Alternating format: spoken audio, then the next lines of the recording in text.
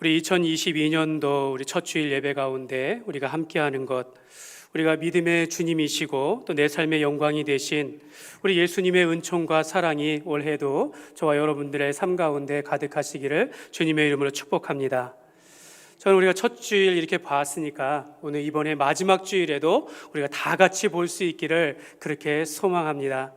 여러분, 여러 가지 어려운 상황 가운데 우리가 있기 때문에 참 어렵고 힘들겠지만 그래도 우리가 교회로서 하나 되어서 우리가 함께 웃고 또 함께 울 수 있는 하나님의 영 가족으로서 또 우리 교회를 통해서 역사하시는 올 한 해 베풀어 주시는 그 하나님의 놀라운 일들을 우리가 함께 보며 함께 하나님 앞에 영광 돌리며 감사하는 그런 복된 주일이 되기를 원합니다. 미국의 시인 윌슨 스미스의 그런 한 시가 있는데요, 제가 그 시 한 부분을 여러분들에게 읽어드리겠습니다. 걷잡을 수 없는 슬픔이 강물처럼 밀려와 평화로운 삶을 덮치고 가장 소중한 것들을 눈앞에서 휩쓸어 가버릴 때 시련을 겪는 순간마다 마음속으로 되뇌어라. 이 또한 지나가리라. 여러분, 이 또한 지나가리라. 이게 이제 우리가 이제 번역하면서 이렇게 번역을 하였는데, 여러분, 우리가 이 환경 가운데 어려운 시간들 우리가 이 또한 지나가리라. 여러분, 그래서 우리는 환경의 변화에 휩쓸리지 아니하고 우리가 일희일비하지 아니하고 쉽게 웃고 쉽게 슬퍼하는 거 하지 말라라는 그런 이야기입니다. 근데 유대인의 전통에 이와 같은 비슷한 일화가 있습니다. 어디에서 먼저 시작됐을까요, 여러분? 근데 다윗이 그 모든 전쟁에서 승리하고 이제 왕으로서 이제 모든 영광을 누리면서 참 평화할 때, 이 기쁨의 영광을 오래 간직하고자 자기가 하는 그 세공업자의 장인에게 반지를 하나 만들라라고 했습니다.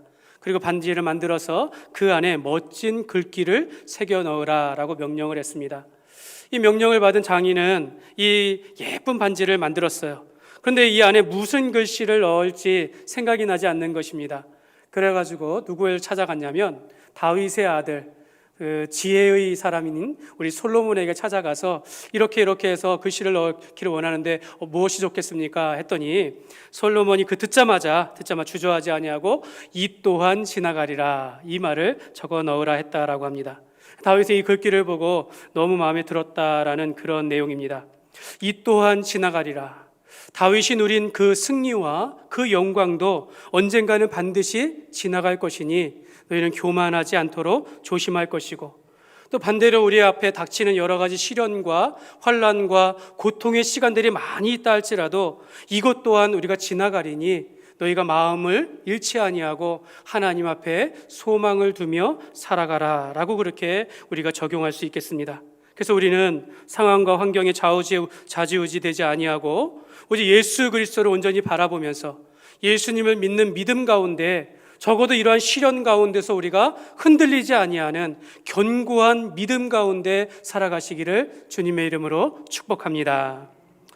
오늘부터 3주간 우리 교회 이번 연도 표어가 주여 이제 회복하게 하소서라는 그 말씀을 따라서 우리가 우리 인생을 향해서 또 우리 교회를 향한 우리가 회복해야 할 세 가지를 가지고 3주 동안 창조주 하나님의 뜻과 목적을 우리가 살펴보기를 원합니다.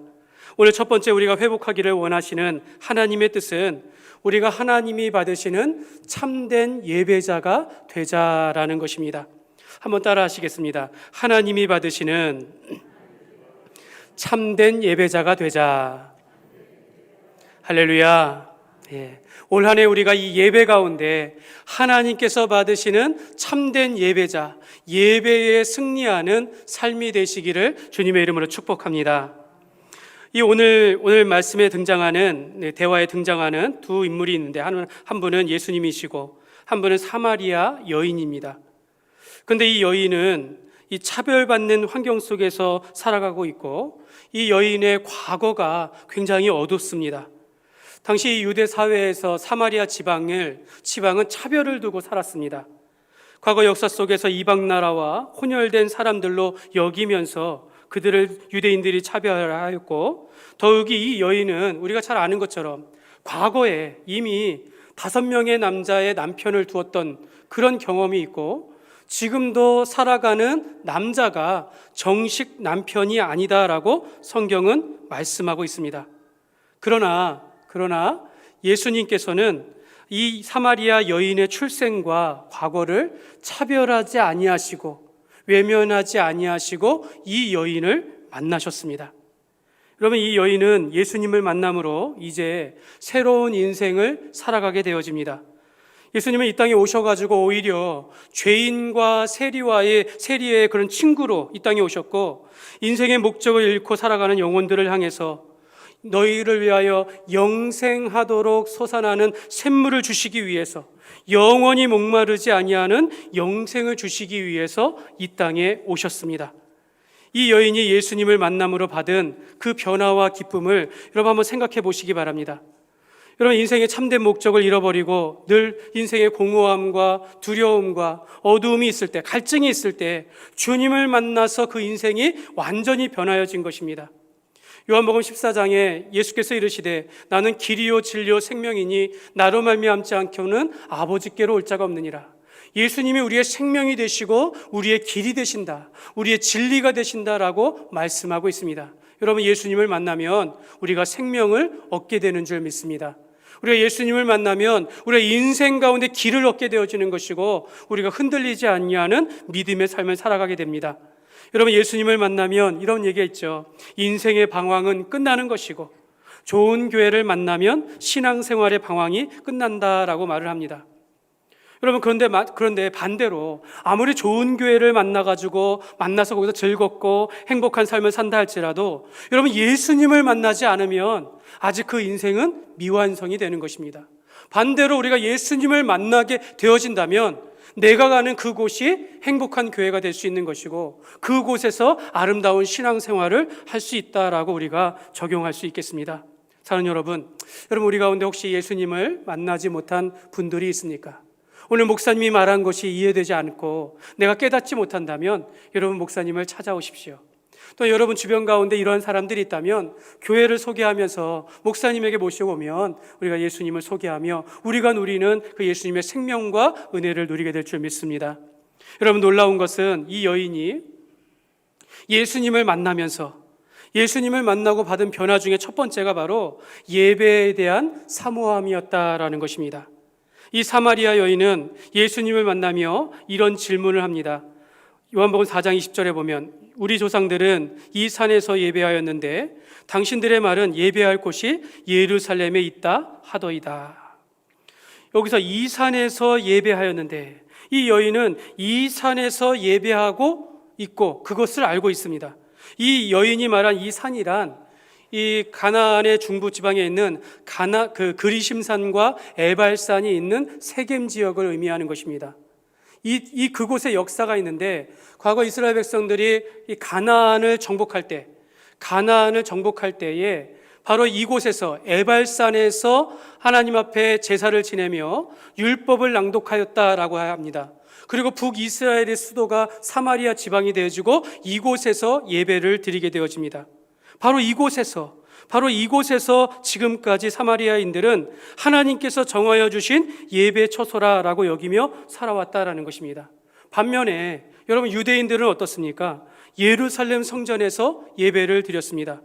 여러분, 예루살렘 지역은요, 예루살렘 성전이 있는 예루살렘은 과거 아브라함이 이삭을 바친 모리아산이 있는 지역입니다.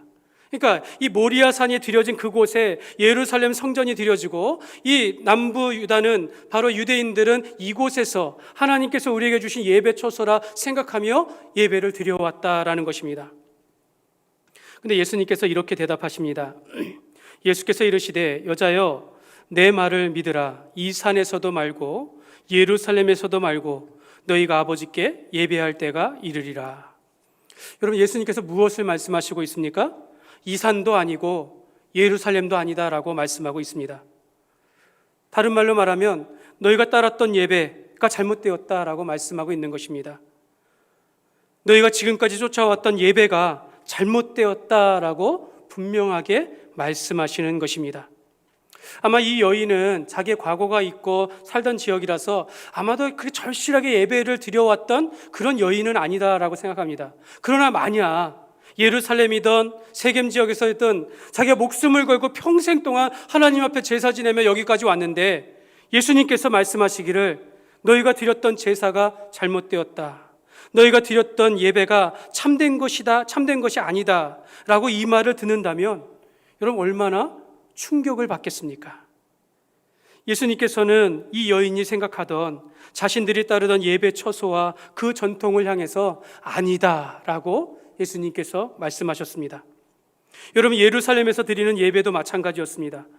예수님께서 공생의 기간 동안에 6월절에 예루살렘 성전을 방문하시면서 그 예루살렘 성전 안에 들어갔는데 성전이 어땠습니까? 그 안에서 성전 안이 아니라 그 마당이에요, 마당. 그 마당에서 소와 양과 비둘기를 파는 장사꾼들이 있는 거예요.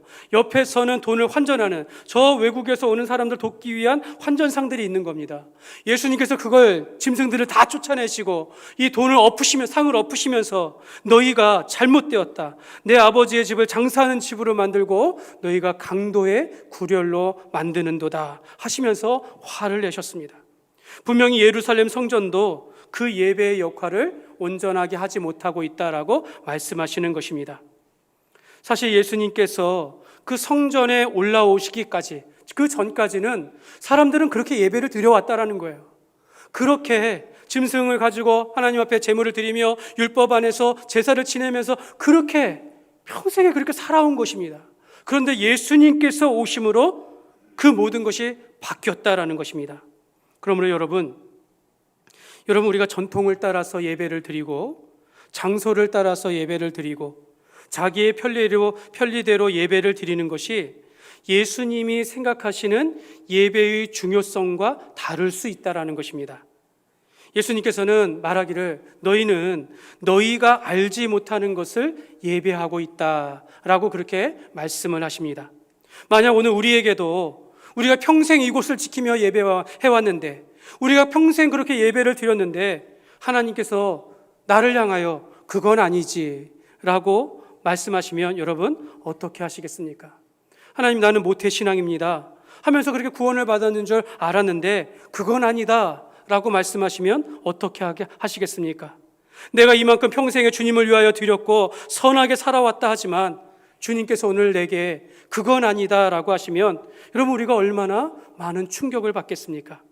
우리가 평생에 이렇게 예배를 드려왔는데 하나님께서는 그것이 중요하지 않다, 그것이 아니다 라고 이야기할 수 있다는 겁니다.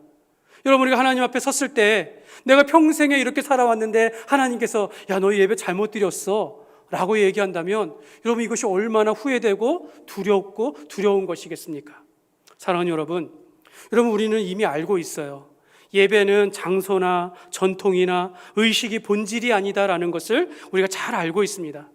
예배는 하나님을 만나는 시간이고 하나님과의 영적인 교통의 시간이며 하나님의 존재와 말씀과 그분이 하신 일들을 우리가 찬양하며 경배하는 것이 예배다라는 것을 우리가 알고 있습니다. 그러니까 예배란 우리가 하나님을 사모하고 경외하는 그런 시간입니다. 마리아가 예수님을 만나서 자기가 가진 전부를 향유 옥합을 깨어서 예수님의 발 앞에 놓으며 씻으면서 하나님의 엎드려 전한 것 같이 우리의 마음과 정성과 힘을 다하여 하나님 앞에 하나님을 경외하며 경배하는 것, 그것이 바로 예배다라는 것입니다. 사랑하는 여러분 우리가 예배를 통해서 우리가 은혜를 받기를 원합니다. 예배를 통해서 새 힘을 얻고 위로를 얻고 능력 받기를 원하면서 우리가 드린다 하지만 사실 여러분 예배의 중심은 우리가 아니고 하나님이신 줄 믿습니다. 여러분 예배의 주체는 우리예요. 예배를 드리고 행하는 사람들은 우리지만 예배의 대상은 우리가 누구를 향하여 예배를 드리느냐? 하나님을 향하여 우리가 예배를 드리는 줄 믿습니다. 여러분 우리는 이러한 예배를 드리고 있습니까? 여러분 우리가 코로나19로 인해서 우리가 예배에 대해서 지금까지 경험하지 못한 방식으로 지금까지 많은 것을 듣고 보고 행하고 있습니다. 우리가 집에서 작은 모니터를 켜두고 핸드폰 열어놓고 TV 열고 그렇게 예배를 우리가 드리는 부분도 많이 있다라는 것입니다. 여러분 예전에 우리가 이 공적인 예배, 주일의 예배, 수요 예배 이런 것을 우리가 중요하게 생각할 때 그때 이런 이야기를 했습니다. 여러분 이 공적인 예배뿐만 아니라 여러분의 삶의 예배도 중요합니다. 이게 충격이었다라는 거죠. 그때는 그걸 받아들이지를 못했습니다. 그냥 주일에 하나님 앞에 예배를 잘 드리면 되는 줄 알았어요. 하나님 앞에 봉사 잘하면 되는 줄 알았어요. 그런데 어느 순간 바뀐 겁니다. 여러분, 여러분의 가정에서의 삶도, 여러분의 일상의 생활 가운데서도, 만나는 사람 가운데 여러분의 삶이 예배가 되어야 합니다. 여러분, 근데 그것이 지금은 익숙해졌다라는 것입니다. 마찬가지입니다. 여러분, 우리가 장소가 중요하지 않다라고 이야기할 때는 내가 어느 곳에서 예배를 드리던, 내가 가정에서 예배를 드리고 TV 모니터를 켜놓고서 예배를 드리든 간에 내가 어떻게 예배를 드리느냐에 따라서 그 예배를 하나님께서 받으시느냐 받지 않으시느냐라는 것입니다. 여러분, 오늘 우리가 이 자리에 가서 우리가 아무리 이렇게 모여서 예배 드린다 할지라도 어떤 사람의 예배는 하나님께서 받으시고 어떤 사람의 예배는 받지 않을 수 있다는 것을 말씀하고 있는 것입니다. 창세기 4장에 보면 가인과 아벨의 제사가 나옵니다. 아직 제사라는 것이 율법으로 정하기 이전에 이미 가인과 아벨은 제사라는 형식을 가지고 제물을 드리며 자기의 물질을 드리면서 하나님 앞에 예배를 드렸습니다. 그런데 창세기 4장 3절에서 5절에 보면 세월이 지난 후에 가인은 땅의 소산으로 제물을 삼아 여호와께 드렸고 아벨은 자기의 양의 첫 새끼와 그 기름으로 드렸더니 여호와께서 아벨과 그의 제물은 받으셨으나 가인과 그의 제물은 받지 아니하신지라. 가인이 몹시 분하여 안색이 변하니. 여러분, 이 내용을 여러분들이 많이 들어서 아시겠는데요, 우리가 몇 가지 중요한 사실을 발견합니다. 첫째는 가인과 아벨이 하나님께 제사를 드리기까지 상당한 시간이 걸렸다라는 것입니다. 세월이 지난 후에 하면서 가인이 땅의 소산을 가지고 제물을 드리고 또 아벨은 자기의 양을 가지고 하나님 앞에 제물을 드렸다라고 말합니다. 여러분, 우리가 예배를 드리는 것이 모든 사람이 드리는 것은 아니고 아무 때나 예배를 드릴 수 있는 것은 아니다라는 것입니다. 여러분, 예배를 드릴 때가 있습니다. 여러분, 우리는 이때를, 그러니까 어느 때입니까? 우리가 예수님을 믿고 하나님의 자녀가 되었을 때, 내가 성령 안에서 거듭나 하나님의 사람이 되었을 때, 그때 우리가 하나님 앞에 온전한 예배를 드리게 되는 것입니다. 두 번째는 여러분, 이 말씀 가운데 하나님이 받으시는 예배가 있고 받지 아니하시는 예배가 있다라는 것입니다. 또 하나는 하나님이 받으시는 예배에 있어서 제물과 같은 헌금이나 헌물을 통해서 하나님께서 전부 기뻐하시는 것이 아니라 예물을 드리고 예배를 드리는 그 주체를 하나님께서 받으신다라는 것입니다. 여러분, 제사를 드리는 모습, 예물을 드리고 예배를 드리는 일은 여러분, 우리의 눈으로는 굉장히 귀하게 보입니다.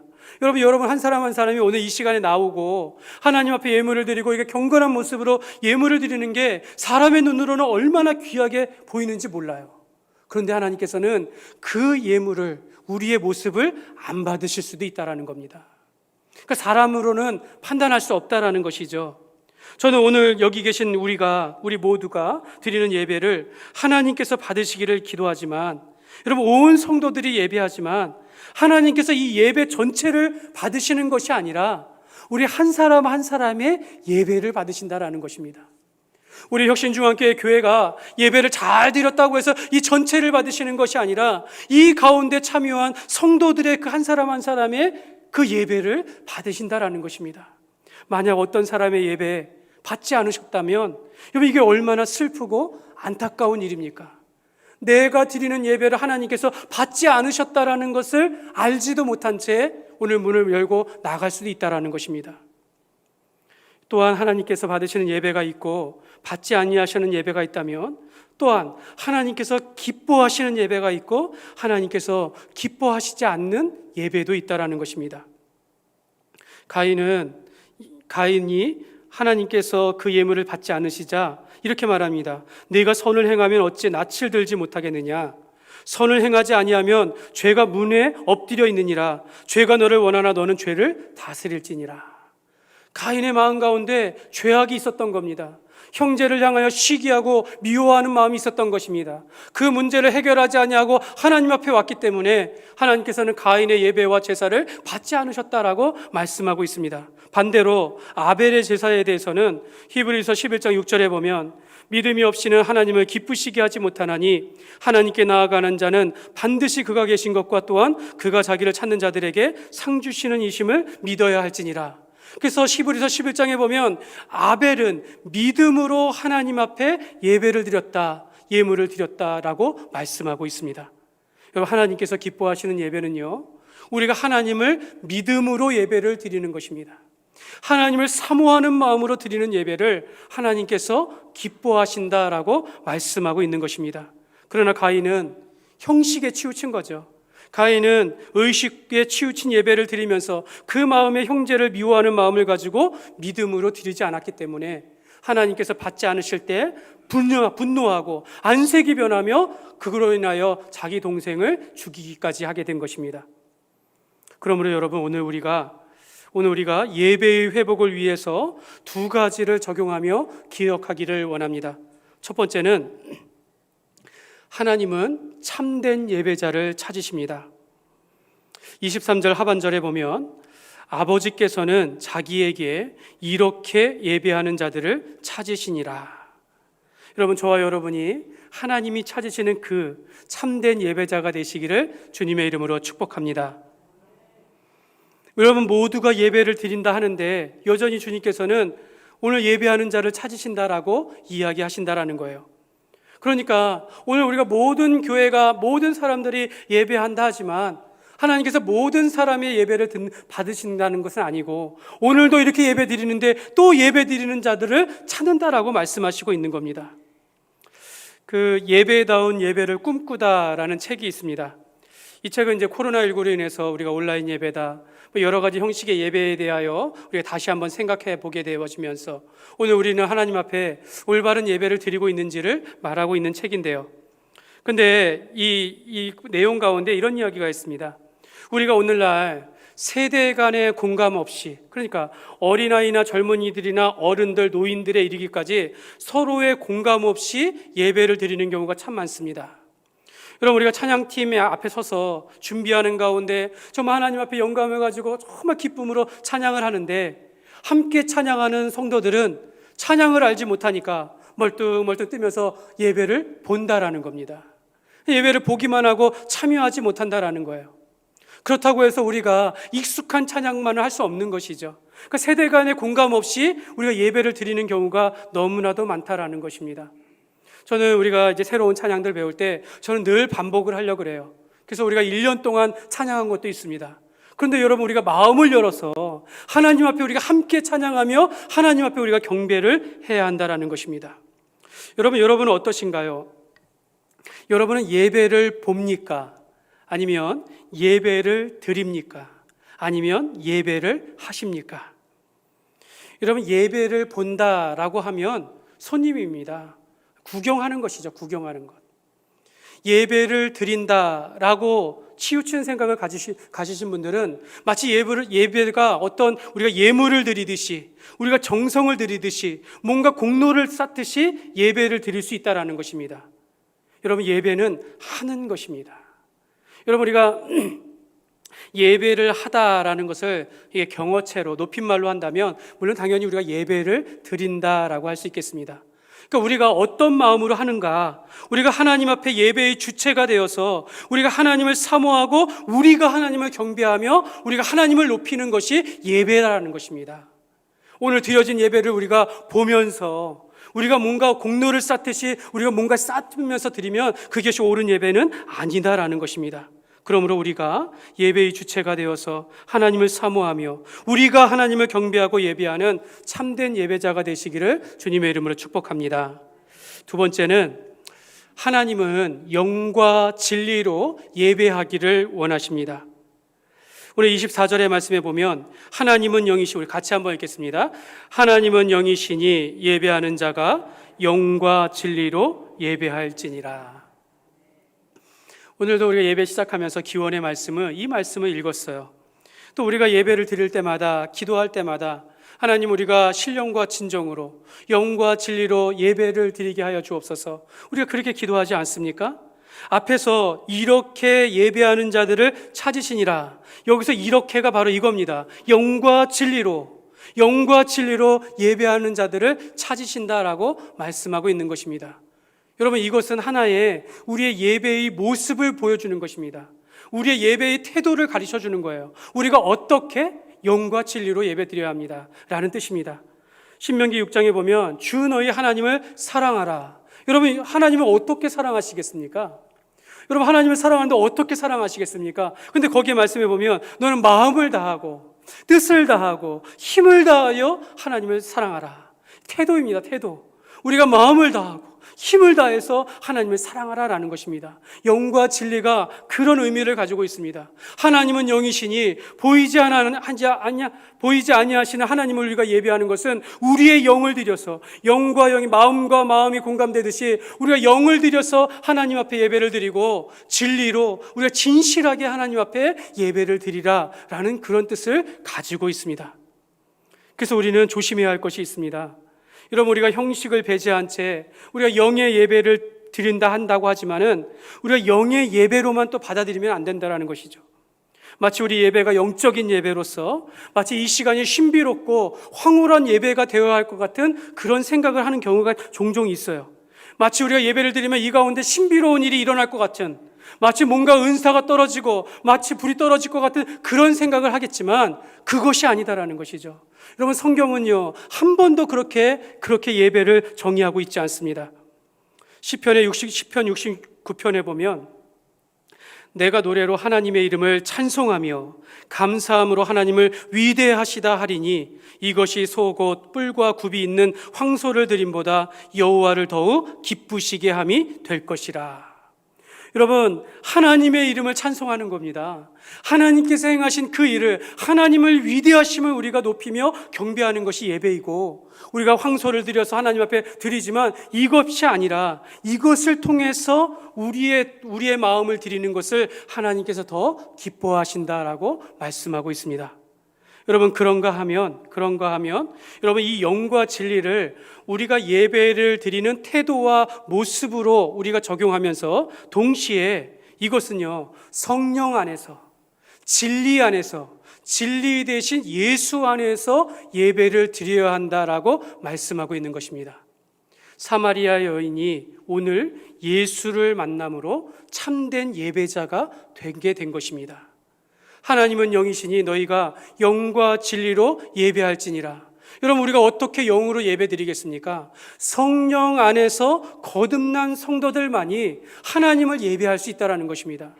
여러분, 짐승은 하나님을 예배할 수가 없어요. 세상의 만물은 하나님을 높이는 그 존재 목적은 있지만 그들이 주체가 되어 하나님 앞에 예배드릴 수 있는 것은 오직 하나님의 형상을 따라 지음받은 사람밖에 없다는 것입니다.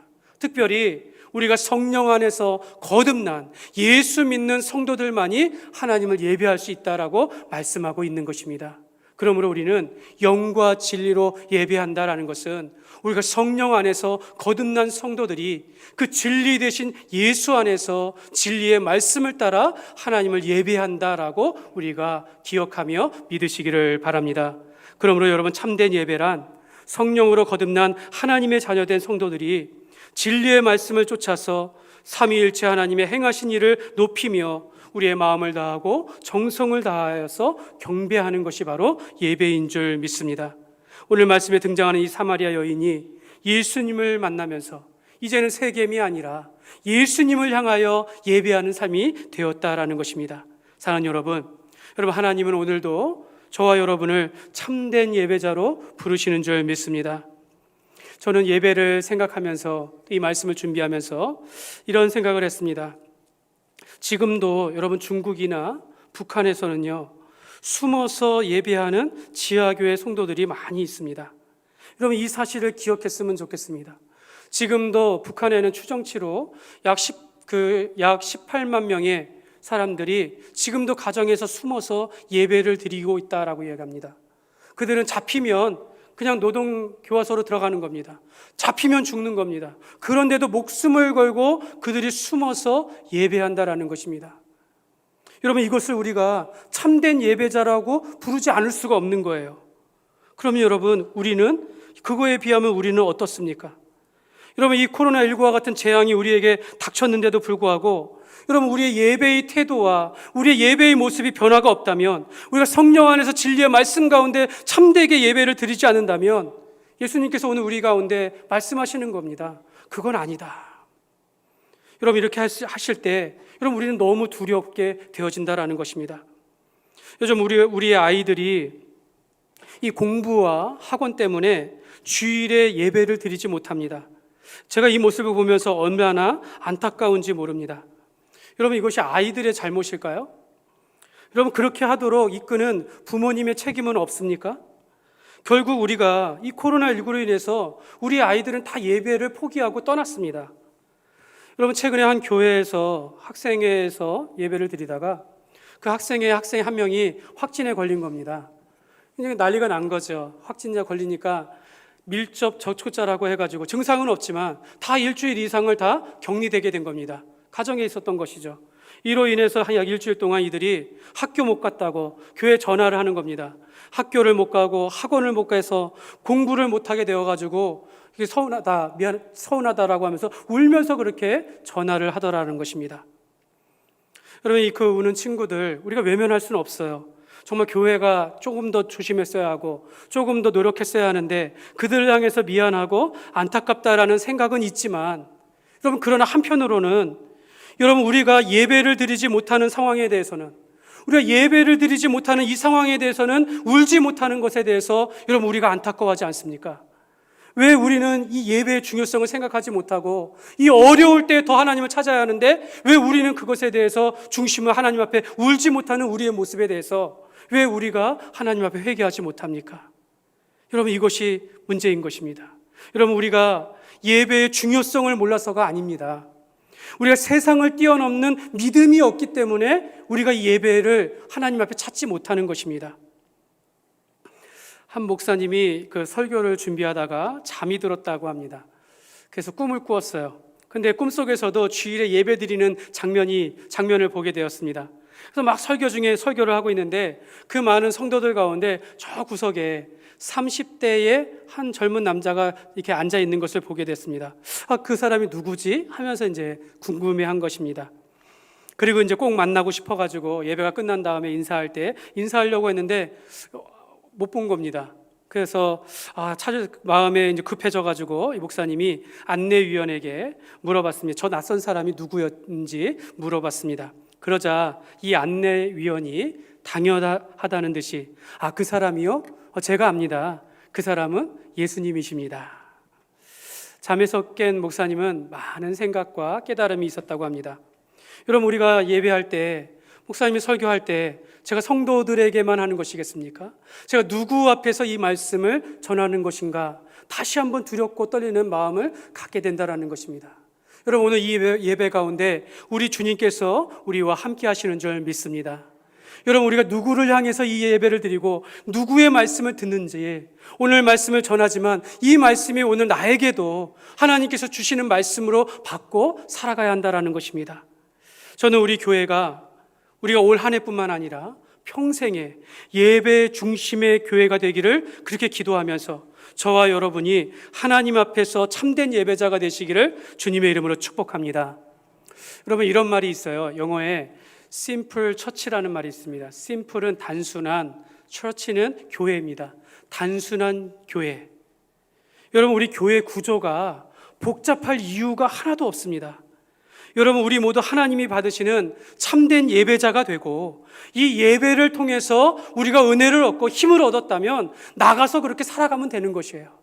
여러분, 오늘 예배를 통해서 우리가 하나님 앞에 온전하게 예배하고 경배한 후에 그 은혜를 얻고 힘을 얻고 위로와 능력을 얻었다면 이제 믿고 나아가서 주의 일하고 내 삶을 살아가면 그것이 되는 것입니다. 여러분, 교회가 어떤 복잡한 것을 가질 이유가 하나도 없어요. 우리 교회는 예배 가운데 승리하고 예배 가운데 충실하면서 우리 삶 가운데 성공하는 그런 교회가 되기를 주님의 이름으로 축복합니다. 여러분, 예배에 성공하면 여러분 우리의 삶도 성공하게 되는 줄 믿습니다. 여러분, 예배에 성공하면 주의 교회가 성공하게 되어지는 것입니다. 우리가 예배에 성공한 자들을 통해서 주의 일이 성공하게 된다라고 약속하는 것입니다. 사랑하는 여러분, 우리가 삶의 가운데 문제가 있습니까? 여러분, 어려움이 있습니까? 여러분, 그 모든 문제의 근원을 예배에서 찾으십시오. 그러면 여러분, 답이 보입니다. 여러분, 예배를 회복함으로 우리가 하나님과의 만남을 회복하게 되는 것이고, 예배를 통해서 우리의 삶의 형편이 열려지는 것이고, 예배를 회복함으로 나를 향한 창조주 하나님의 그 뜻과 목적을 우리가 다시 발견하게 되는 줄 믿습니다. 그러므로 나는 하나님이 기뻐하시는 예배자가 되기를 원합니다. 여러분, 이 기도 제목을 가지고 그러한 삶을 살아가기를, 그래서 우리 온 교회가 마음과 정성을 다하고 영과 진리로 예배하는 하나님이 받으시는 참된 예배자가 되시기를 주님의 이름으로 축원합니다. 이 시간 우리 함께 찬양하시겠습니다. 우리